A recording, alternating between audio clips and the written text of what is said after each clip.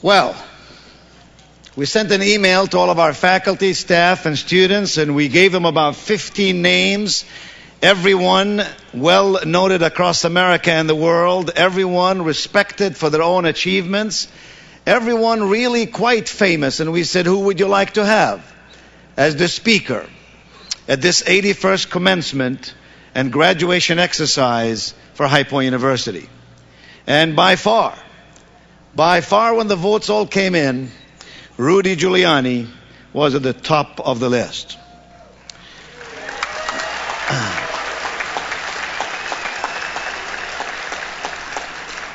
Some doubted we could pull it off because, after all, he had 7 invitations to be somewhere on this morning. But when we told him about our students, he told the Pope he just had to wait.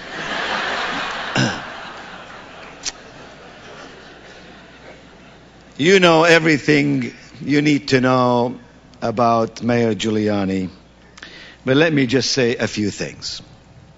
Rudolph W. Giuliani was born to a working-class family in Brooklyn, New York. As the grandson of Italian immigrants, he learned a strong work ethic and a deep respect for America's ideal of equal opportunity. He attended Bishop Laughlin Memorial High School, class of 1961 in Brooklyn. And he attended Manhattan College, class of 65 in the Bronx. And New York University Law School in Manhattan, graduating magna cum laude in 1968. In 1993, he was elected the 107th mayor of the city of New York, after a campaign focusing on quality of life, crime, business, and education. And in 1997, he was re-elected by a very wide margin, carrying 4 out of New York City's 5 boroughs.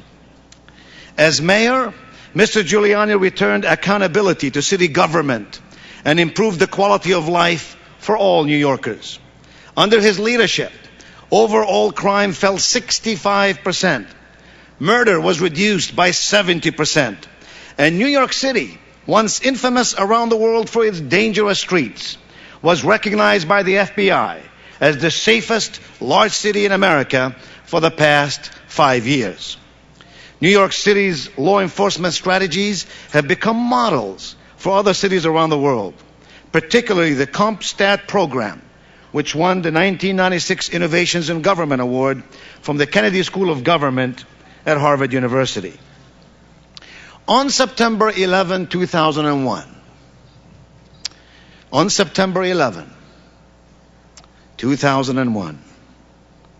America suffered the worst attack in its history when planes crashed into the Twin Towers of the World Trade Center. Thousands of New Yorkers were killed, including hundreds of members of the city's uniformed services, who rushed to the scene to lead the heroic rescue of tens of thousands of people. Having narrowly missed being crushed when the towers fell, Mayor Giuliani immediately began leading the recovery of the city as it faced its darkest hour. Tirelessly working to restore the city and the morale of all of its residents, Mayor Giuliani was widely lauded for his steady hand during frightening times. For his efforts, he was named Person of the Year by Time magazine, knighted by the Queen of England, dubbed Rudy the Rock by French President Jacques Chirac, and former First Lady Nancy Reagan presented him with the Ronald Reagan Presidential Freedom Award. But my dear graduates, this is your day, and Rudy Giuliani is your man.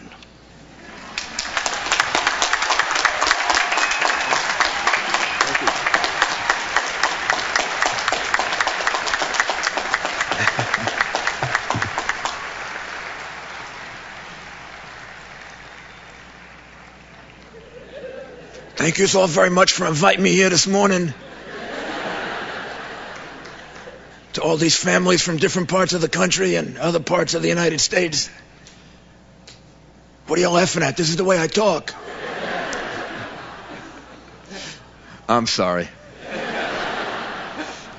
I don't mean to do that, but as the president indicated, before I was the mayor, I was the United States Attorney in New York. And as the United States Attorney, I was the chief prosecutor for the federal government. And I listened to over 4,000 hours of men on tape talking that way. And it leaves you scarred as a result of it.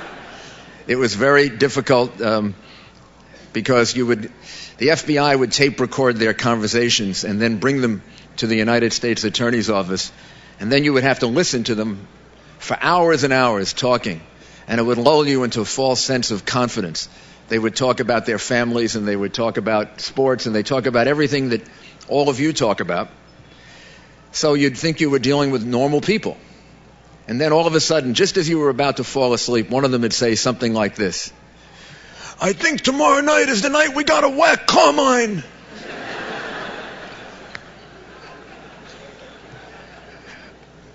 So I try to avoid it, and then every once in a while I'm brought back into it. But thank you very, very much for inviting me here. This is a very beautiful ceremony and a very beautiful occasion. And let me begin by congratulating you on your achievements, because that's what this is in part all about, to celebrate your achievements, your academic achievements, your dedication, to congratulate your parents, your mothers. This is Mother's Day tomorrow, your fathers, all your loved ones, because this is a joint experience. It's something that you've all accomplished. Your parents, the people who love you, your teachers, faculty, all of the people that supported you, all of you have a share in the achievement that's being recognized today. But mostly it's about you, because ultimately it came down to you're having to do the hard work, you're having to meet the standards, and you should take some time to reflect on what you've achieved. I'm going to talk to you about leadership. I have a view on leadership. I'm often asked the question, are leaders born or made? And I believe that leaders are made. I think, of course, it's important that they first be born. But after that very important fact takes place, most of what you learn about leadership are things that you acquire, things that you find out about. It comes from your parents, from the people you grow up with. It comes from your education that you've had here at High Point and before this, and the education you'll have in the future. It comes from the lessons that you take in, and sometimes it comes from the people that have influenced you. Very often it comes from the people who influenced you, the people who you think are doing something well and you copy something about them. At least that's the way it happened for me. So I'm going to share with you a few lessons of leadership that I hope can help you. I hope they can help you to build on the education you have, and I also hope they can help you get through crisis that you're going to have to face. You know, everyone faces crisis. We talked in the introductions about Iraq and Afghanistan and the wars that have taken place. Those are obviously crises. We talked earlier about the World Trade Center and the attacks on America. Those were obviously crises, very dramatic, very big. But all of us face crisis in life. You don't get through life, no matter how rich you are, no matter how poor you are, no matter how powerful you think you are or not. You don't get through life without facing difficulties in your personal life, in business, and the lessons of leadership can help you get through those, both the things you need to know in managing and assisting other people and the things you need to know in managing and assisting yourself. I think the most important lesson, the most important thing to develop, which you've already started developing, but you've got to continue to do that all throughout your life, is to be a leader, you have to have a strong set of beliefs. You have to know what you believe. You have to spend time in your life trying to figure that out and trying to work on that and understand what are the most important things to you. When soldiers and sailors face battle or death, the thing that's most important to them are their strongest beliefs. Those are the things that come back to them. Those are the things that sustain them. Well, it's true, it's true in every aspect of life, in politics, in government, in business. You have to know what you believe. I think I learned that most, or at least I think it was exemplified best by someone I had the privilege of working for, President Ronald Reagan. President Reagan had strong beliefs. He developed those beliefs on his own, not based on public opinion polls. He believed that communism was evil and it had to be confronted. He believed that government had gotten too large and it was holding people back. Whether you believe those things or not, he believed them. As a result of his beliefs, he was able to change this country in ways that most other people can't imagine. Change the map of Europe, change the way we relate to politics. Strong beliefs are necessary if you're going to make significant change. Strong beliefs are necessary if you're going to get through difficult times. Another hero of mine is Dr. Martin Luther King Jr. He had a strong belief. He believed that nonviolence could change this country. And how did he develop those beliefs? He developed those beliefs the way you have to develop yours and I have to develop mine. He didn't take a public opinion poll. He didn't go out and find out what people thought was popular. He thought about that. But he developed his beliefs as a seminary student, as a student of the Old Testament and the New Testament, as a student of Gandhi in India. He realized that he could use nonviolence to shame the country into changing the contradiction between what it promised and what it did, between the promise of equality and a history of slavery and racism. And he brought about significant change. The country is different today as a result of his efforts, his leadership, many other people, but at the core of it was Dr. Martin Luther King Jr., because he had strong beliefs. Well, you and I have to have those. We have to know what's important to us. We have to know what guides us. If you're in a crisis, you've got to know where you're going. If you want to lead other people, you have to explain to them where you're taking them. And that's why a good deal of your life has to be spent in study, reflection, prayer, understanding who you are and what's important to you. If you know that, you can help other people through crisis. If you know that, you can get yourself through it. The second principle that I'd emphasize may sound a little strange or interesting, but I think if you reflect on it, you realize that all leaders share this. To be a leader, you have to be an optimist. Now, you should be an optimist anyway. You'll have more fun. But if you want to be a leader, you better be an optimist. Suppose I had started my speech this way. Things are bad. Things are very bad. And they're only going to get worse. And there is no hope. Follow me. Now, there are some people in New York that would. But New York is a very big place, and therefore it has a larger percentage of stranger people. But I know people here in this beautiful part of the country, and people all throughout the country, and in most people in New York, they follow hope, they follow dreams, they follow fulfillment of aspirations, they follow people offering solutions to problems. You know, the two people that I mentioned, Ronald Reagan used to be criticized for seeing the country with rose-colored glasses. Well, if you don't see it that way, you can't take it there. And Dr. King led with a dream, didn't he? He had to face tremendous difficulties, but he had a dream. He led by giving people a dream of a country in which people are judged not by the color of their skin, but by the content of their character. He saw the promised land, he told people. He said, I may not be there, because he had a premonition of what might happen to him. But he said, you'll get there. That's leading with hope. That's leading as an optimist, even in the face of tremendous, tremendous difficulties, even in the face of the risk of death, which came about tragically for him. So being an optimist is enormously important, meaning not being unrealistic, not being foolish, not understanding that there are problems that have to be confronted, but as soon as you can, turning yourself to the solution to the problem. The people that move up in organizations, the people that take over organizations, the people that you notice right at the beginning of their careers are the people who are the problem solvers.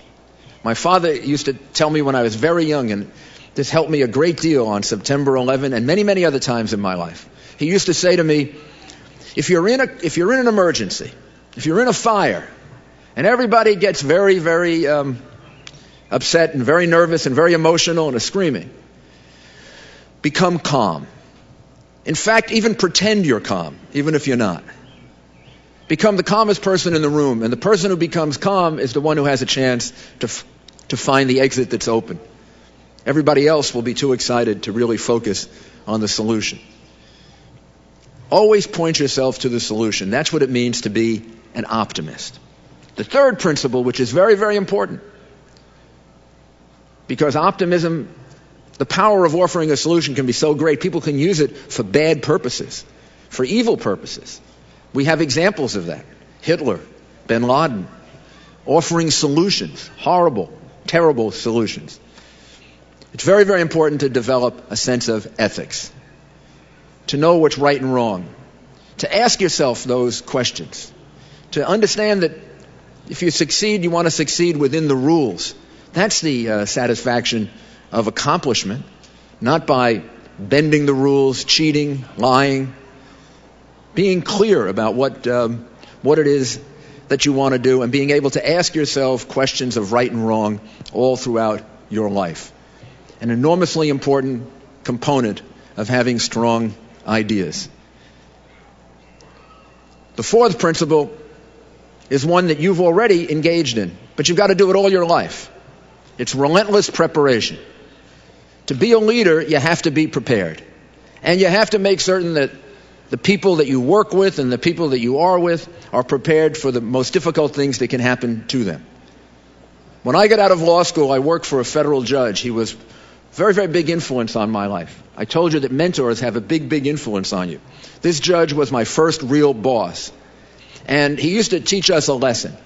He called it 4 for 1. For every 1 hour in court, he would say, you have to prepare for 4 hours. You got to anticipate everything. You got to think of everything. You got to go over everything. You got to make sure that you're able to anticipate all the things that are going to come up in court.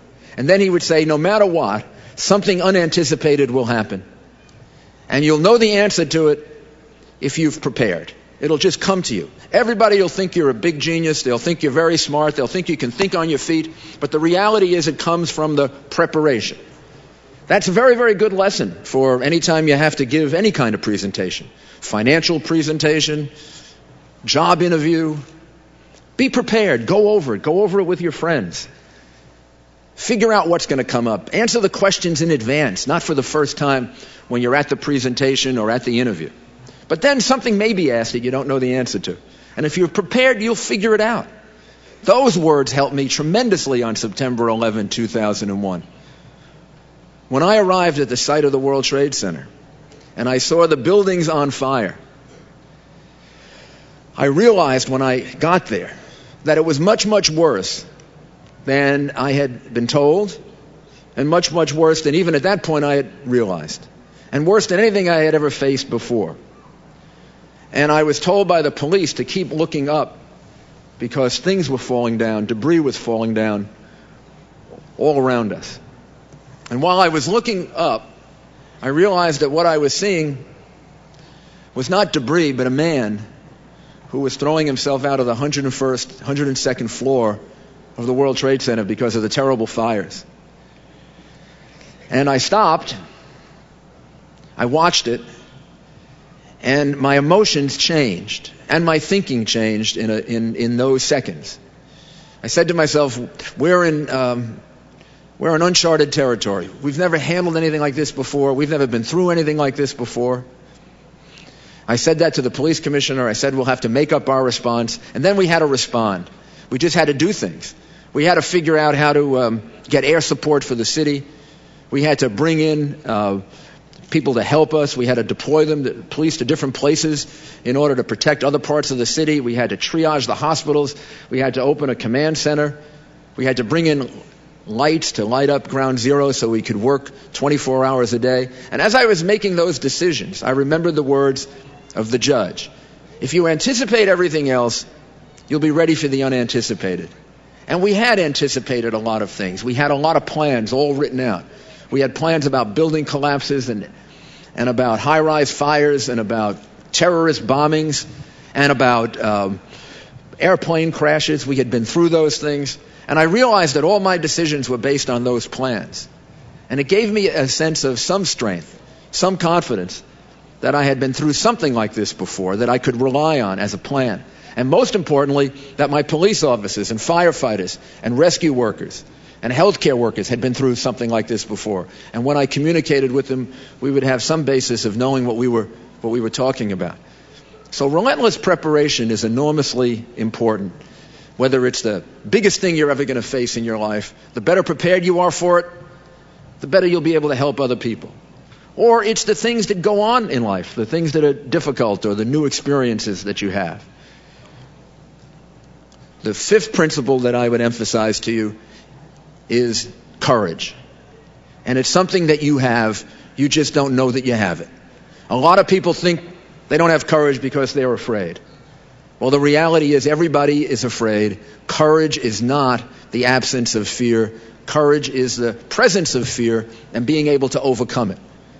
The firefighters, the police officers that I talked about, the soldiers and the sailors who go to battle, win the Congressional Medal of Honor, do brave things, they're all afraid. Firefighter going into a big fire, tremendous flames, of course he's afraid. What he learns to do is manage his fear and overcome it. He's able to overcome it in order to do what he has to do. And that's what you have to learn to do, and I have to learn to do.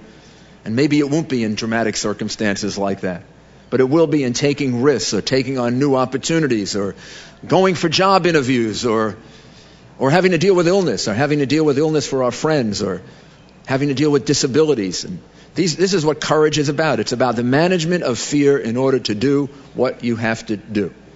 And you have it if you understand it. You have it. It took courage to achieve what you've achieved. You've had to work hard. You've had to sacrifice.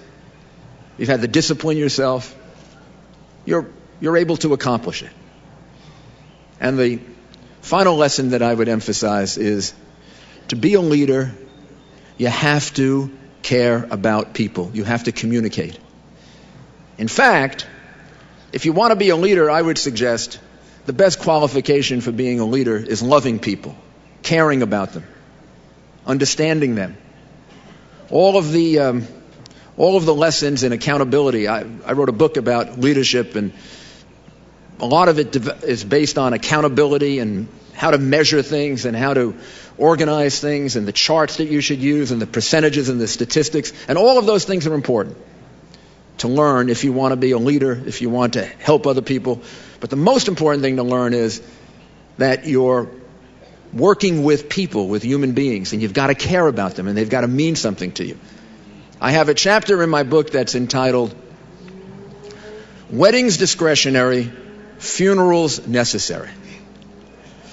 Now that's a strange title. It could mean a lot of things. That was also a lesson from my father. And the lesson was,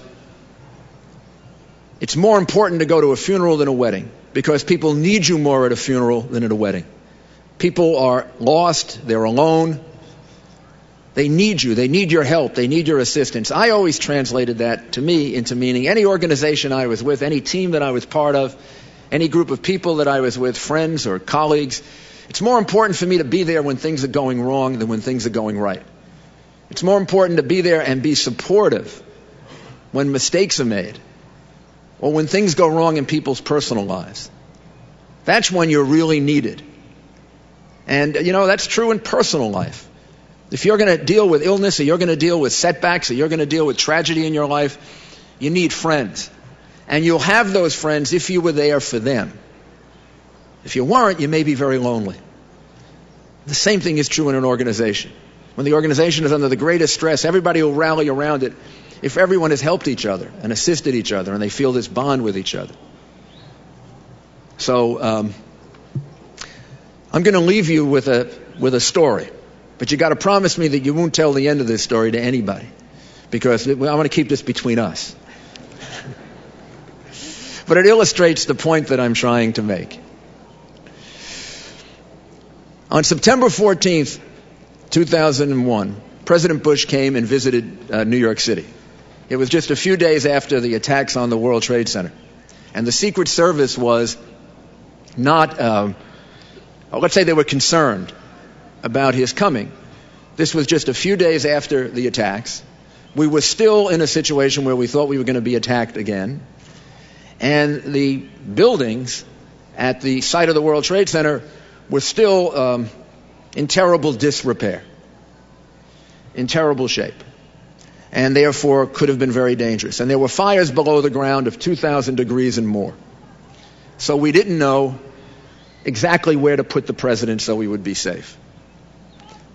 So we tried the best that we could. The president came. He spent a great deal of time there, tremendous amount of time there. More time than he was scheduled to spend.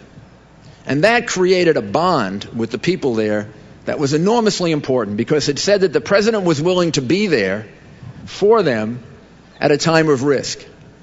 It helped tremendously in establishing the morale that we needed for the future. But this is the part that you can't tell anybody, because this is my opinion. The president spent the most time, I thought, with the New York City construction workers.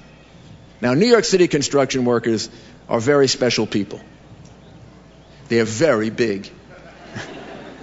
And they have arms that are bigger than my legs. And they have opinions that are bigger than their arms or their legs or them. And they share their opinions with anybody. Mayor, president, governor, doesn't matter. So what was going on was the president was in the crowd. He would shake hands and comfort and talk to the firefighter and the police officer and the rescue worker and the nurse, the clergyman. Then he would get to one of our construction workers. And they kind of grab him like this. And they would start giving him advice. I guess the way his cabinet gives him advice. Except they were giving him advice about what to do with the terrorists in New York City construction worker language. Which I cannot repeat. But one of them got the president for some extended period of time. Must have gone on, for what in that context was 3 or 4 minutes, but it seemed like a very long time. And the man was giving him advice about what to do about the terrorists here and there and someplace else, and I couldn't follow even all the places. Well, he gets to the end, he finishes, the President of the United States looks at him straight in the eye and says in a rather loud voice, so that everybody around can hear, he says, "I agree." Well, everybody turns now and looks at this man. He realizes what has just happened. The President of the United States has affirmed him in front of all of his buddies. They're all looking at him. He goes up in his estimation from his 6'2" to about 7 feet. He takes his gigantic arms, he leans over, and he puts them around the President of the United States like this. And he lifts the president off the ground. And he begins crushing him with affection. "I love you, Mr. President." At this point, the Secret Service agent standing next to me, who did not have a sense of humor, instead of doing what I think he should have done, which is to go up and get the president out of that embrace, get him, kind of remove him from the embrace, he puts his finger in my face and he says to me, "Giuliani, if this guy hurts the president, you're finished."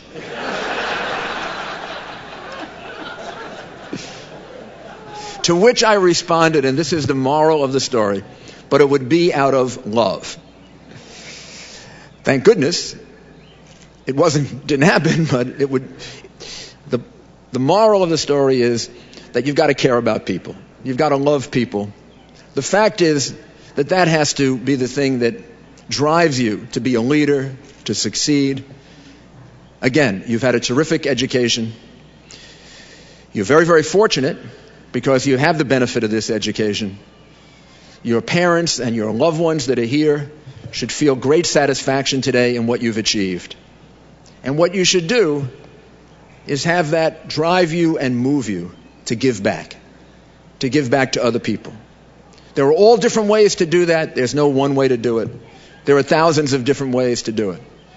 But the thing that will make you happiest in life, the thing that will make you feel achievement and fulfillment and a great, great sense that you're an important person, is how much you give back to other people. To the extent that you do that, you're going to have a very, very happy and fulfilled life. You have now the ingredients to accomplish that. An education, people that care about you. It's now time to extend that. You will be doing that all your life. But to give back to others and find your way in which of making a contribution. Looking at you, seeing what you've achieved, looking at the wonderful spirit here today, I am very, very optimistic about your future and about the future of America. Thank you. God bless you, and God bless America.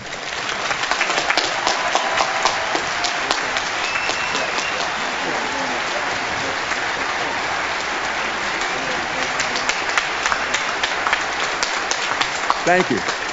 God bless. Thank you.